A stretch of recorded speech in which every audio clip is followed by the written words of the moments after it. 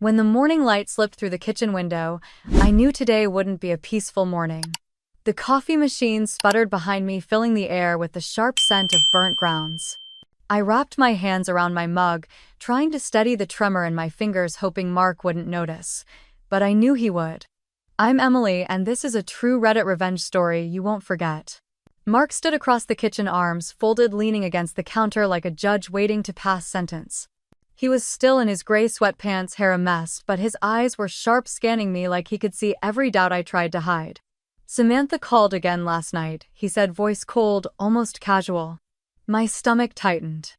I stared into my coffee, watching the steam swirl. "I know, she needs help, Laura. She can't pay her rent and she's behind on her car payment. She just needs a little help until her next paycheck." I looked up, meeting his eyes. "We've been helping her for months, Mark." His jaw tightened, the muscle pulsing under the rough stubble on his face. "She's my sister." I took a deep breath. "And I understand that, but she's 34 years old. She needs to learn to take care of herself." His eyes darkened and he pushed off the counter, moving closer. I could feel the tension radiating from him like the static before a lightning strike. "She's family, Laura. We help family." I forced myself to stay calm. "We've paid her credit card bills. We've covered her rent. We bought her groceries. And now she's asking for my credit card." "No, Mark. I can't do that." His hands clenched at his sides. "Can't or won't?" I swallowed hard, setting my coffee mug down on the table so he wouldn't see how my hands shook. "Won't." The word hung in the air like a challenge. Mark's face flushed. He stepped closer, lowering his voice. "You're being selfish. You don't understand what it means to be responsible for someone else." I felt a sting in my chest at his words, but I lifted my chin. "I understand responsibility, Mark. We have bills too. We have a mortgage, utilities, our own future to think about." His nostrils flared. "Samantha could lose her car, Laura. She could lose her apartment. And what about us?"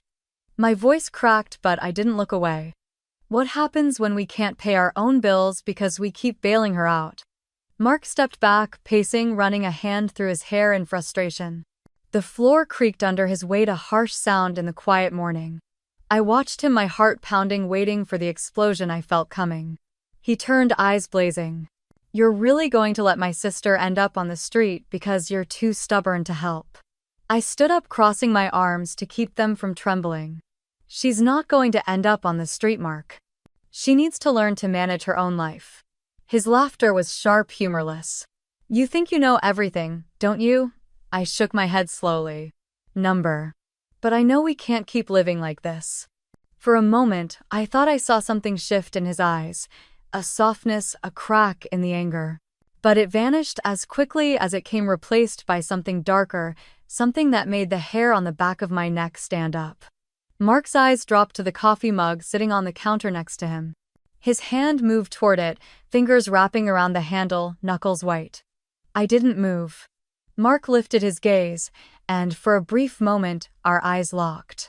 His jaw tightened, and I saw the flicker of rage I had never seen before, sparking behind his eyes. His jaw tightened, and I saw the muscle flicker under his skin as he lifted the mug. I didn't look away. My heart hammered so hard I thought he might hear it, but I kept my arms crossed, refusing to back down. "Put it down, Mark," I said, my voice low. His grip on the mug tightened, and for a second I thought he would listen. But then his eyes darkened, and I saw his lips press into a hard, thin line. "You think you can disrespect me in my own house?" he snapped. "This isn't about respect, Mark," I said, trying to keep my voice steady. "It's about boundaries." He stepped closer, holding the mug's steam still rising from the coffee inside. The smell filled the air, mixing with the scent of burnt toast from the breakfast I had abandoned. I stepped back, bumping into the edge of the counter, but I kept my eyes on him. I wouldn't let him see the fear rising in my chest. "Boundaries," he scoffed. "You think you get to have boundaries while my sister suffers?" "I think we both do," I whispered. His eyes flashed, and before I could react, he lifted the mug and threw the coffee straight at me. The hot liquid hit my face and chest, and I screamed as the burning pain spread across my skin. The coffee dripped from my chin, soaking into my shirt, scalding my skin beneath the fabric. I stumbled back, knocking over a chair, clutching at my face as the pain seared through me. Tears mixed with the coffee and my breath came in ragged gasps. I looked up at him and for a moment I saw shock in his eyes. His mouth opened like he wanted to say something, but nothing came out. The mug slipped from his hand, shattering on the floor, coffee splashing against the cabinets and dripping down onto the tile. I pressed my hand to my cheek, feeling the burn, the sting, the betrayal. "You did this," I whispered. His face twisted, anger replacing the fleeting guilt. "If you had just listened, Laura, this wouldn't have happened." My vision blurred as the pain throbbed against my skin. I could barely hear him over the pounding in my ears. I took a deep breath, forcing the air into my lungs, forcing myself to stand up straight. "I'm done," I said, my voice trembling but clear. He laughed, a short, bitter sound. "You're not going anywhere." I wiped the coffee from my eyes, tasting the bitterness on my lips. I stepped around the broken mug, careful not to cut my feet on the shards, and grabbed my phone from the table. "What are you doing?" he demanded. I didn't answer. My fingers shook as I unlocked the screen, scrolling to the number I had saved weeks ago, just in case. "Put that phone down, Laura," he growled, stepping closer. I pressed the call button. 911. "What's your emergency?" The dispatcher's voice came through the speaker. "My husband just threw hot coffee on me," I said, my voice breaking. "I need help." Mark's face went pale. His eyes darted to the door, then back to me. "What the hell are you doing? Send someone, please," I said into the phone, ignoring him. The dispatcher asked for my address and I gave it, my voice shaking, the words tumbling out between breaths. Mark took another step toward me, his hand reaching out like he could pull the words back, erase what he had done. "You don't have to do this," he said, his voice low, almost pleading. I looked at him, the man I once loved, and felt nothing but the burn on my skin and the heaviness in my chest. The dispatcher told me to stay on the line.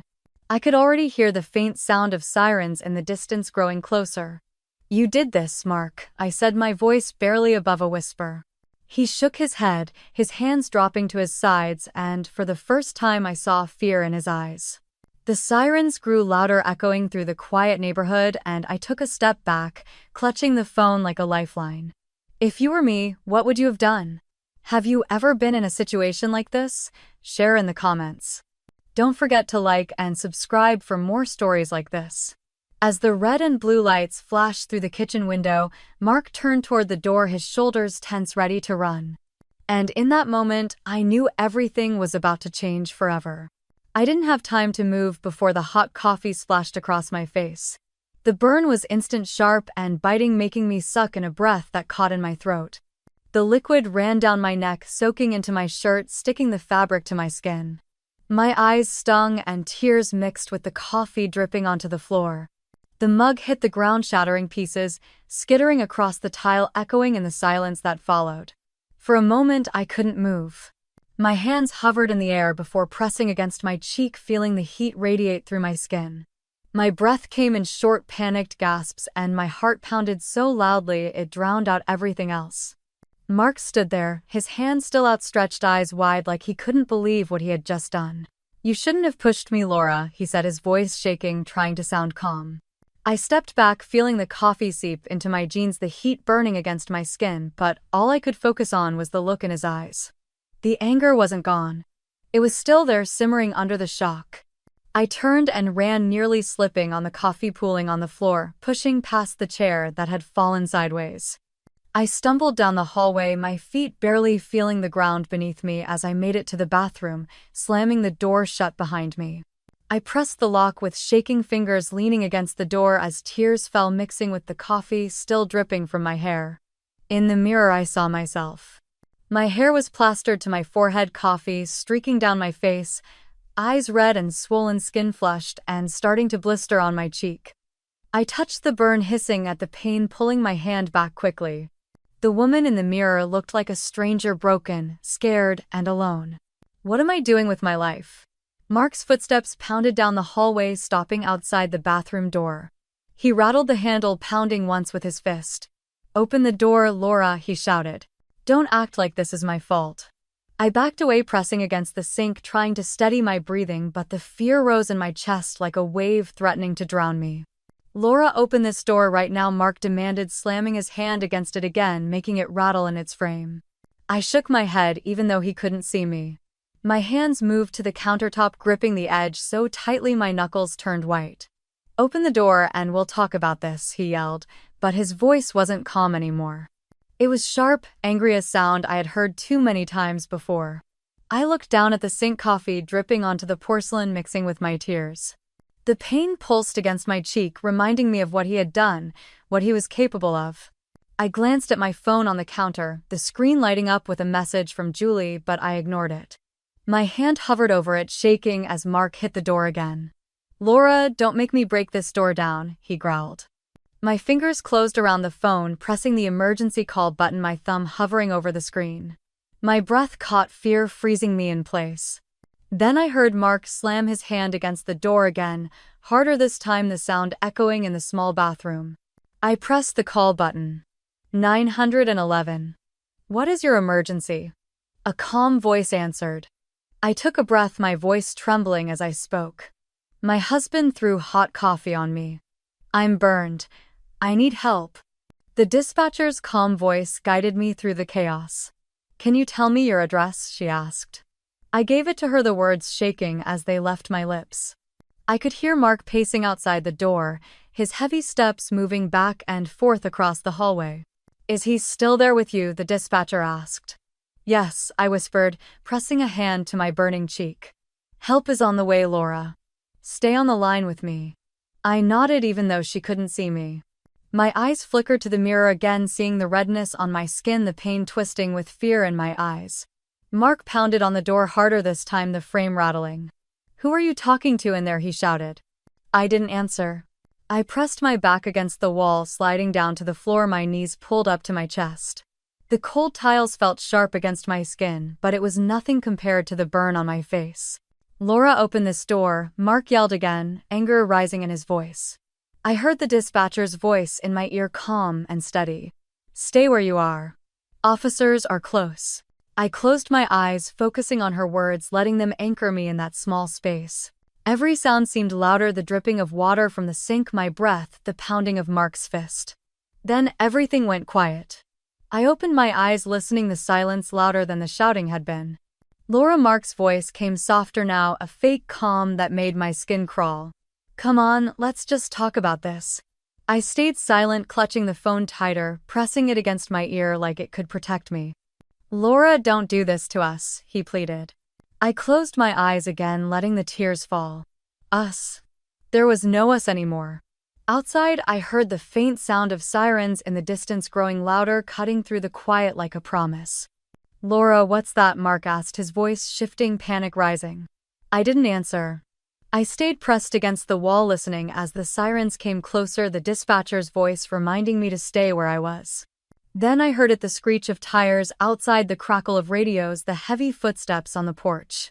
A loud knock came from the front door. Police, open up. Mark's footsteps moved away from the bathroom, and I heard him shout, this is a misunderstanding. The dispatcher's voice was calm. Officers are at your door now, Laura. Stay where you are. I hugged my knees tighter, shaking, listening to the muffled voices outside the bathroom. Sir, step back. I didn't do anything, she's overreacting. Mark's voice rose, anger pushing back against his fear. The voices moved to scuffle, something heavy hitting the floor. I heard Mark curse, yelling something I couldn't understand. The dispatcher spoke again, calm and steady. They have him, Laura. You're safe now. Safe. The word felt heavy, unreal, like it belonged to someone else. I slowly stood up, my legs trembling, and unlocked the bathroom door. It creaked open, the hallway, empty, coffee stains leading down the hall toward the living room. I stepped out, the air heavy with the smell of burnt coffee and fear. As I reached the end of the hallway, I saw Mark on the floor, handcuffed, 2 officers standing over him. His eyes met mine, wide, angry and afraid. This isn't over, Laura, he shouted, his voice cracking. The officer nearest to him shook his head. Sir, you need to stop talking. I stood there holding my phone, breathing hard, the burn on my cheek pulsing with every beat of my heart. Outside, the flashing lights from the police cars lit up the morning, red and blue dancing across the walls of the living room. I took a breath, tasting the bitterness of coffee and fear on my tongue. The officer turned to me, his voice calm. "Ma'am, you're safe now." I didn't feel safe, not yet, but I nodded. The sirens faded into the morning, the cold air from the open door rushing in, and for a moment I let myself believe that maybe, just maybe, this was the beginning of something new. What would you have done if you were me? Have you ever been in a situation like this? Share in the comments. Don't forget to like and subscribe for more stories like this.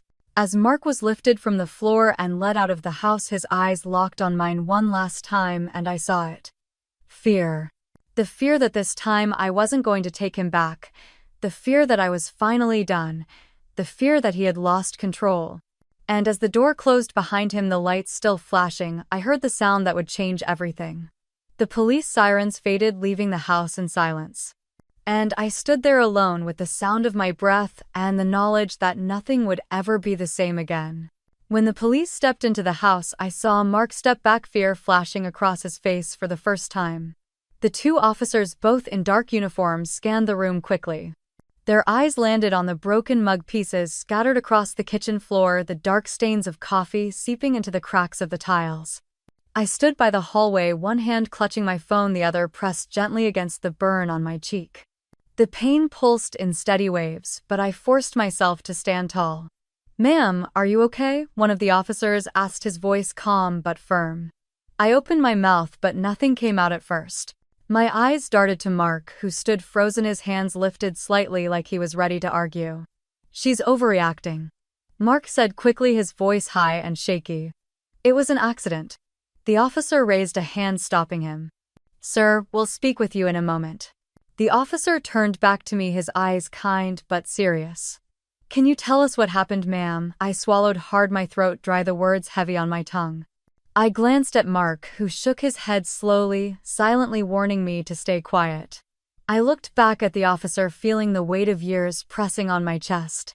Years of silence, of pretending everything was fine, of making excuses. He threw coffee on me, I said, my voice low but clear. "Because I wouldn't give him my credit card." Mark let out a harsh laugh, stepping forward. "She's lying." "I didn't mean to." "Sir, step back," the second officer said, moving between Mark and me. I pressed my hand harder against my cheek, wincing at the pain, but I kept going. "He was angry," I continued, my voice trembling. "Because I wouldn't give him what he wanted." The first officer nodded, glancing at my face, then back at Mark. "Ma'am, do you need medical attention?" I shook my head quickly. "No, I just want him to leave." The second officer turned to Mark. "Sir, turn around and put your hands behind your back." Mark's eyes widened and he stumbled back. "No, wait, you don't understand, this is my house." The officer stepped forward. "Now, sir." Mark's face twisted, a mix of anger and fear as he turned, placing his hands behind his back. The metallic click of the handcuffs echoed in the kitchen louder than any argument we had ever had. I let out a breath. I didn't know I was holding my shoulders slumping as the tension in the room shifted.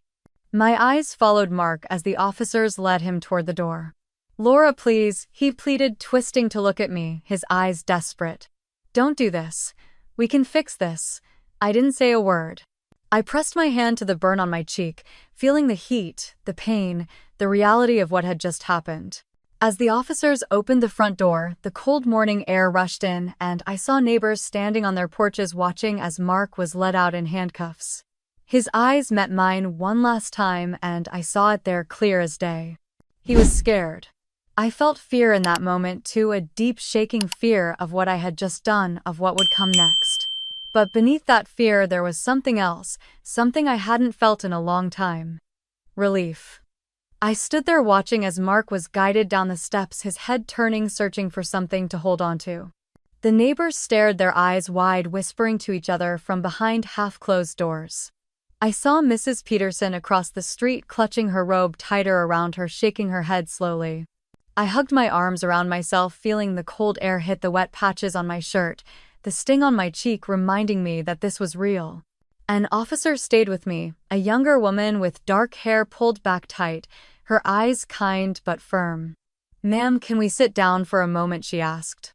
I nodded, my legs suddenly heavy, and we moved to the small couch in the living room, the one Mark and I used to sit on during movie nights, pretending everything was normal. She pulled out a small notepad and clicked her pen. I'm Officer Ramirez. Can you tell me everything that happened this morning? I took a deep breath, the scent of coffee still hanging in the air mixing with the cold breeze from the open door. He wanted my credit card. I started, my voice quiet, my eyes on the coffee-stained floor. He's been asking for weeks for his sister. I paused, feeling the tears gather again, but I blinked them away. When I told him no, he got angry. I continued, my voice steadying. He yelled, I yelled, and then I touched my cheek again, feeling the burn throb under my fingers. He threw the coffee on me. I finished. Officer Ramirez nodded slowly, writing down notes, her eyes flicking up to meet mine. And has he ever hurt you before, Laura? I hesitated, the truth sitting heavy on my tongue. The shouting, the slammed doors, the threats whispered in the dark. No, not like this, I whispered. She nodded again. You did the right thing calling us. I know this is a lot right now, but we can connect you with a local center for women who've experienced domestic violence. They can help you find somewhere safe to stay. Somewhere safe. The words felt strange, like they belonged to someone else's story. But deep down, I knew they needed to be part of mine. I don't have anywhere to go, I admitted, the words tasting bitter.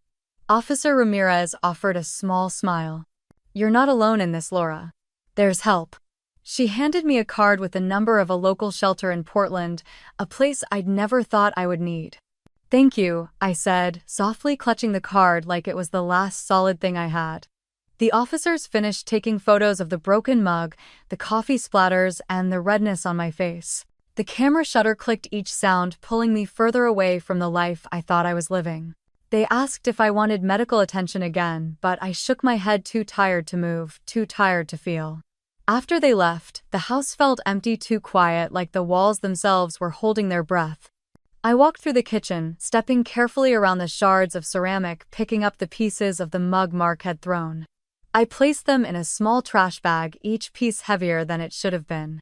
I looked around the house, seeing the photos on the walls, the couch, the small table by the door where we kept our keys. All of it felt wrong now. I pulled out my phone, scrolling through my contacts until I found her name. Julie. My fingers hovered for a moment, fear and shame twisting in my stomach, but I pressed the call button. She answered on the second ring. Laura. Her voice, warm and familiar, cracked something inside me. Julie, I whispered, my voice shaking. I need help. There was a pause, and I heard her take a breath. Where are you? I looked around the house, at the mess, at the silence, at the memories. At home, I said. I'm coming, she replied, firm and clear. Have you ever been in a situation like this? Share in the comments. Don't forget to like and subscribe for more stories like this. As I ended the call and placed the phone on the table, I turned to look at the door, the last light of morning streaming in. And I knew as I reached out to close it that I would never step back into this house again. Julie opened the door and pulled me into a hug, and the tears finally came. They spilled down my face, mixing with the cold air clinging to my skin as I pressed my forehead against her shoulder. For a moment, I let myself collapse into her, feeling the warmth of someone who saw me, really saw me for the first time in so long. Laura, it's okay, Julie whispered, rubbing circles on my back. You're safe now. The word safe made my chest tighten. I wanted to believe it, but my mind kept flashing back to the kitchen, the coffee burning my skin. Mark's eyes full of anger. She guided me inside, closing the door behind us. The small hallway smelled like cinnamon and clean laundry, so different from the heavy air at my house. Sit down, Julie said, leading me to her couch, soft and worn, with a blanket tossed across the back. I sat, clutching the small duffel bag I had managed to pack. A few clothes, my toothbrush, the photo of my parents I kept in the top drawer of my nightstand. Do you want some tea? She asked. I shook my head, unable to speak, wiping my eyes with the sleeve of my sweatshirt. She sat beside me, her presence calm, her hand resting on mine. Laura, talk to me, she said softly. Tell me everything. The words tumbled out rough and broken. I told her about the coffee, about the shouting, about the fear that had taken over every part of me. I told her how I called 911, how the officers took him away, how I stood there as the neighbors watched. Julie didn't interrupt. She listened, her eyes never leaving mine, nodding, squeezing my hand when I stumbled over the words. When I finished, I let out a breath I didn't know I had been holding. The silence that followed felt different, like something heavy had lifted, even if only for a moment. You did the right thing, Julie said, her voice steady. You did what you had to do. I wiped at the tears still clinging to my lashes. I don't know what to do now. She squeezed my hand again. You're going to get help, Laura. You're going to start over. I looked at her, fear rising in my chest. How he'll come after me, Julie. He'll try to control everything again. Then we'll make sure he can't, she said, determination flashing in her eyes. She stood up, walked to the kitchen, and returned with a business card. She placed it in my hand. Olivia Sanders, Julie said. She's a lawyer, and she helped my cousin when she went through something similar. She knows what she's doing. I stared at the card, the letters blurring through my tears. She'll help you file for a restraining order, Julie continued. She'll help you start the divorce, protect your accounts, everything. I looked at Julie, her face kind but firm, and for the first time since this nightmare started, I felt a small spark of hope. Okay, I whispered, clutching the card to my chest. You're not alone, Laura, she said, sitting back down beside me. You're not alone in this. The next morning, I stood in front of Olivia Sanders' office, clutching Julie's hand. The building was small, tucked between a coffee shop and a nail salon, a blue door with her name etched in gold letters. My heart pounded as I took a breath and pushed the door open. Inside, it smelled like coffee and lemon cleaner, calm and warm. A woman at the front desk smiled and told us to take a seat. The waiting room was quiet, a few chairs, a table with magazines, a plant in the corner. I kept my eyes on the floor, feeling the weight of what I was about to do pressing on my shoulders. Laura Bennett, a voice called. I looked up to see Olivia standing there, a woman in her mid-40s with kind brown eyes and silver streaks in her hair pulled into a neat bun. She wore a navy blazer and had a presence that made me feel like I could breathe again. We followed her into her office, a small room with shelves lined with books, a framed certificate on the wall, and a photo of her with 2 kids at the beach. Please sit, she said, her voice steady. I sat down, twisting my hands in my lap, and Julie sat next to me, giving me a nod. Tell me everything, Olivia said, leaning forward. And I did. I told her about the coffee, about Mark's anger, about the years of fear and control I had tried to ignore. I told her about the call to 911, about the look on Mark's face when the police took him away. She didn't interrupt. She took notes, nodding, asking small questions when she needed details. When I finished, I felt like I had run a marathon, my chest tight, my hands cold. Laura, Olivia said, looking me in the eyes, you did the right thing. Tears burned my eyes again, but I blinked them back. We're going to file for a restraining order immediately, she continued. We'll start your divorce paperwork and we'll work to freeze any joint accounts to protect your assets. I nodded, swallowing hard. Okay. This is going to be a process, Olivia said, but you're not alone in this. For a moment, the weight on my chest felt lighter. I signed papers, listened as she explained each step, and for the first time I felt like I had a plan. When we left her office, the cold Portland air hit my face and I wrapped my coat tighter around me. Julie linked her arm through mine and we walked back to her car. You're so brave, Laura, she said softly. I don't feel brave, I whispered. You are, she replied. You're taking your life back. That evening, I sat on the couch with a blanket draped around me, scrolling through job listings on Julie's laptop. I needed to work. I needed to find a way to stand on my own 2 feet again. A small bookstore downtown had posted a listing for a part-time position, and something about it called to me. I pictured myself surrounded by books, the quiet, the smell of paper, the peace I had longed for. I sent in an application before I could talk myself out of it, closing the laptop with a shaky breath. My phone buzzed on the table and I reached for it, hoping it was a message from Olivia or a job confirmation. But when I looked at the screen, my blood ran cold. A message from Mark. You'll regret it if you don't come home right now. I deleted Mark's message and blocked his number, my hands shaking but my mind clear. For a moment, I stared at the screen, the empty silence of it, feeling the fear rise like a wave. I took a deep breath and set the phone down, pressing my palms against my knees to steady myself. That morning, I started my first shift at the small bookstore downtown. The bell above the door jingled softly as I stepped inside, the scent of paper and coffee wrapping around me like a blanket. The shelves were tall and packed, the floor creaked under my feet, and sunlight streamed through the front window, catching dust motes dancing in the air. Laura Wright. Megan, the owner, smiled warmly as she came from behind the counter. She was in her early 40s with kind eyes and a laugh that felt like a warm cup of tea. Yes, I said, managing a small smile. Come on, I'll show you around, she said, handing me a small apron. We walked through the aisles, her explaining the sections, how to restock, how to gently remind customers about bookmarks at the counter. I listened, taking it all in, feeling a calmness I hadn't felt in years. Around mid-morning, I was sorting a stack of used books when the bell chimed and an older woman stepped inside. She wore a deep green coat, her gray hair tucked into a bun, her eyes sharp but kind. Looking for something specific? I asked, stepping toward her. Just browsing today, dear, she replied, her fingers brushing along the spines of the books. She paused in front of a shelf of memoirs, pulling out a book and glancing at me. Funny thing about stories, they remind us, we can always start again. I looked at her, feeling a lump in my throat. Yeah, I think so too.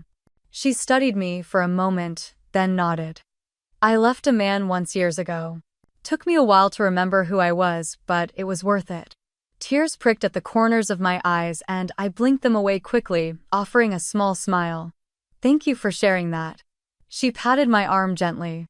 Don't ever let fear keep you from living, honey. After she left, I stepped into the back room, letting out a shaky breath. I pulled out the small notebook I had started keeping in my purse, flipping to a blank page. I started to write. About the coffee, about the yelling, about the way my hands still shook when I heard loud footsteps.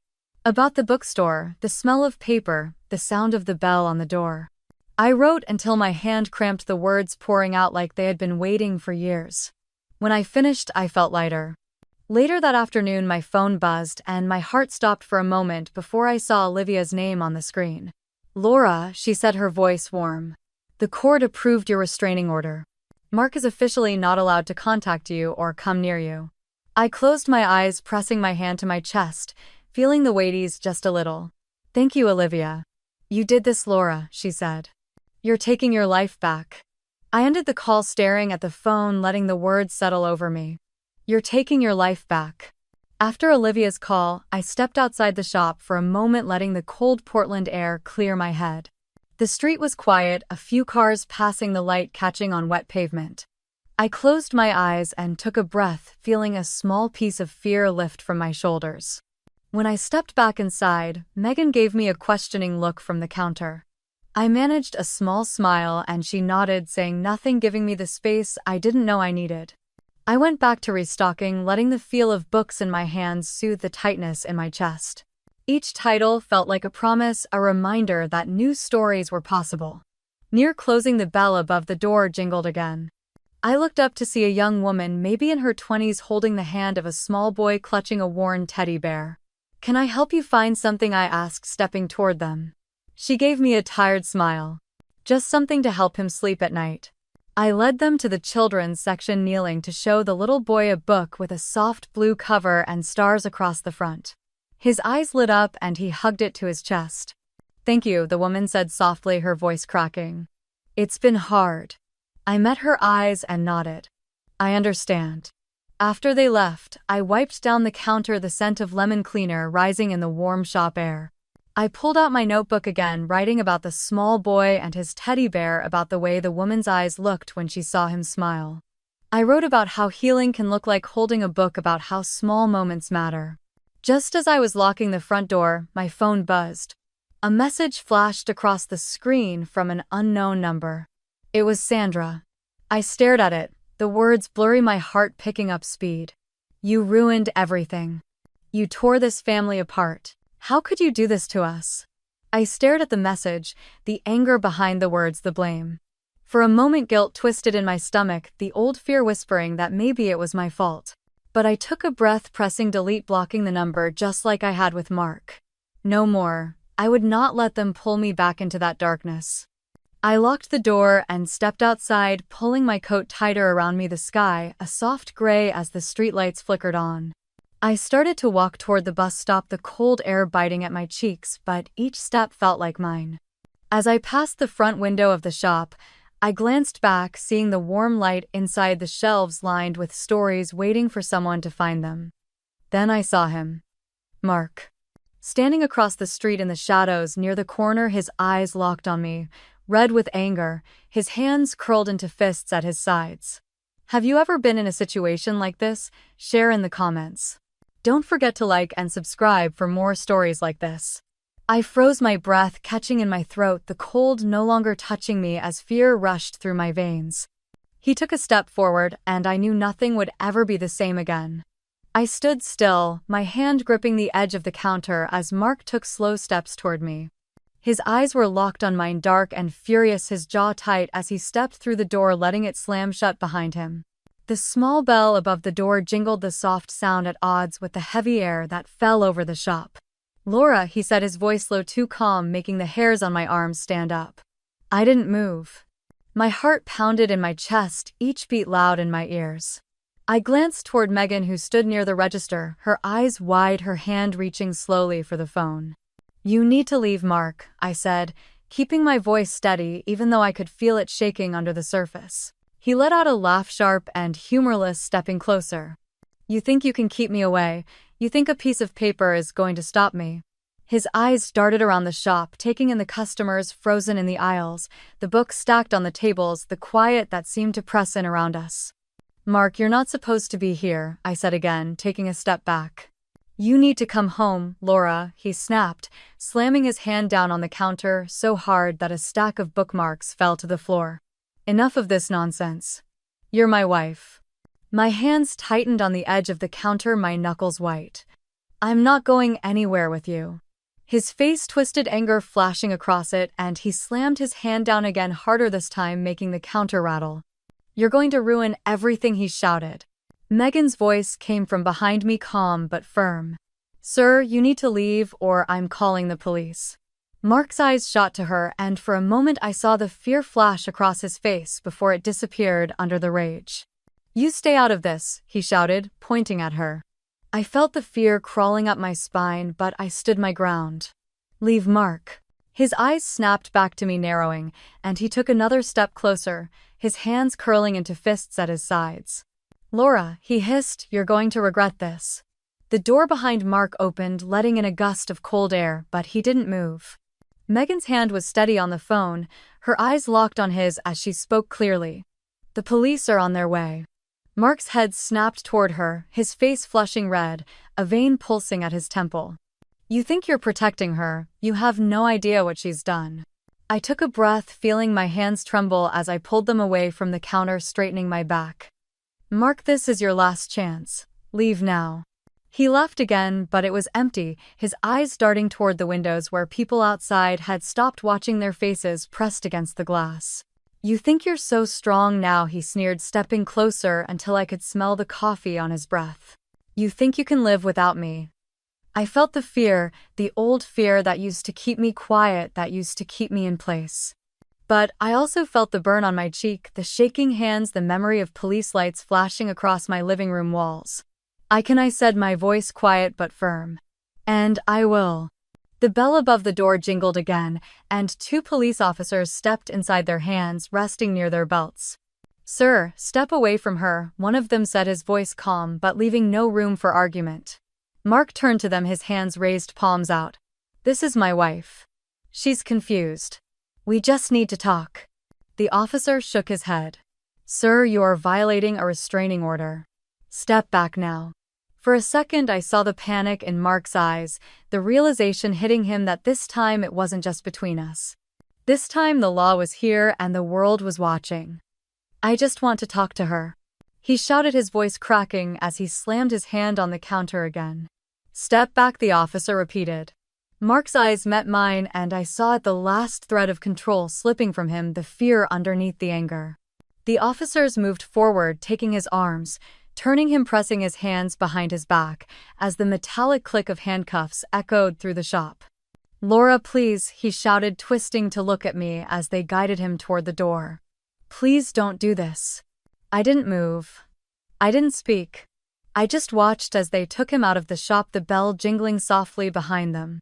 The room was quiet, the customers standing frozen, eyes wide, hands over their mouths. Megan came to me, placing a hand on my shoulder. "You're safe now." I let out a breath. I didn't know I was holding my legs, suddenly weak, my body shaking as the adrenaline drained from me. "Thank you," I whispered, tears pricking at the corners of my eyes. The customers slowly returned to their shopping, the quiet hum of the shop coming back to life. Megan gave me a soft smile before going to straighten the bookmarks that had fallen to the floor. I pulled out my phone, sending a quick text to Julie. "It's over. He's gone." Her reply came back almost immediately. "I'm proud of you. Come by tonight if you need a quiet place." I slipped the phone into my pocket, looking around the small bookstore, the place that had become my safe haven, the place where I had found pieces of myself again. Have you ever been in a situation like this? Share in the comments. Don't forget to like and subscribe for more stories like this. That night, I stood in front of the bathroom mirror, the quiet of Julie's guest room around me, the hum of the heater filling the space. I lifted my hand, placing it gently against my cheek, the spot where the burn had long since faded, but the memory remained. I met my own eyes in the mirror, the fear, the strength, the truth, all there. "I choose myself," I whispered. And for the first time in years, I believed it. That morning felt different, no fear, only freedom as the sun rose. I watched the pale light stretch across the small kitchen in Julie's house while I sipped coffee, the steam curling in the cold air. It was the first morning in a long time that I didn't feel the heaviness pressing on my chest. I slipped my phone from my pocket and opened Olivia's email again, reading the words that made everything feel real. "Your divorce papers have been filed." Mark had tried to fight it, leaving voicemails that Olivia handled, his anger no longer reaching me directly. I didn't listen to his words anymore. Olivia was a shield I never knew I needed, and she told me to focus on building my life, letting her handle the noise. That afternoon, I walked up the narrow steps to the small studio apartment I had found near the bookstore. The walls were empty, the hardwood floors cold, but it was mine. I set the small box I was carrying down, looking around, seeing the light streaming through the large window that overlooked the street below. I imagined mornings drinking coffee here, nights reading by the lamp in the corner. I went back down to my car, bringing in my books, a small plant Julie had gifted me, and the faded quilt my mother had made when I went off to college. Each trip up the stairs felt like a step away from the life I left behind. That evening, I sat on the floor with a slice of pizza on a paper plate, the lamp casting a warm glow on the boxes around me. It was quiet, and I felt the quiet fill me, healing parts I didn't know needed healing. I found a small yoga studio a block away, tucked between a bakery and a flower shop. The first class, I was nervous, my body stiff as I moved through each pose, but the instructor's soft voice guided us through, reminding us to breathe, to let go. After class, I stepped outside, the air crisp against my skin, and I felt a lightness that was new, a hope I had thought was gone. Back at the apartment, I opened a notebook, writing down everything I was feeling, the fear, the strength, the small joys of each day. Writing felt like letting air into a room that had been closed off for too long. Have you ever found yourself starting over in ways you never expected? Share in the comments. Don't forget to like and subscribe for more stories like this. I closed the notebook and looked around the small apartment, the soft lamplight touching the corners of the room, making it feel warm, making it feel like home. And for the first time, I was excited to see what tomorrow would bring. The next morning, I woke up to the soft light filling my small apartment. I stretched, feeling the warmth of the quilt around me, the quiet of the room comforting. I brewed a cup of coffee, letting the scent fill the space, and stood by the window watching people pass below, living their lives. For the first time in so long, I felt like I was living mine too. After work at the bookstore, I found myself drawn to the small cafe across the street, the one with chipped tables and mismatched chairs. I ordered a tea, sat by the window, and opened my notebook. I started writing about the day I left, about the coffee, the yelling, the shaking fear that once ruled me. I wrote about the small moments of peace I found since, about the first morning I woke up without fear, about how silence can heal. Writing became my therapy, a place to leave the pieces of the past that no longer belonged to me. One evening, Julie stopped by, bringing me a small plant for the windowsill and a hug that made my chest tighten. "You look lighter," she said, placing the plant down. "I feel lighter," I replied, smiling as I wiped down the small table. We talked about the bookstore, the customers I had helped, the older woman who came in for mysteries every week, the little boy who now waved at me through the glass on his way to school. Julie looked at me, her eyes soft. "You're building something beautiful here."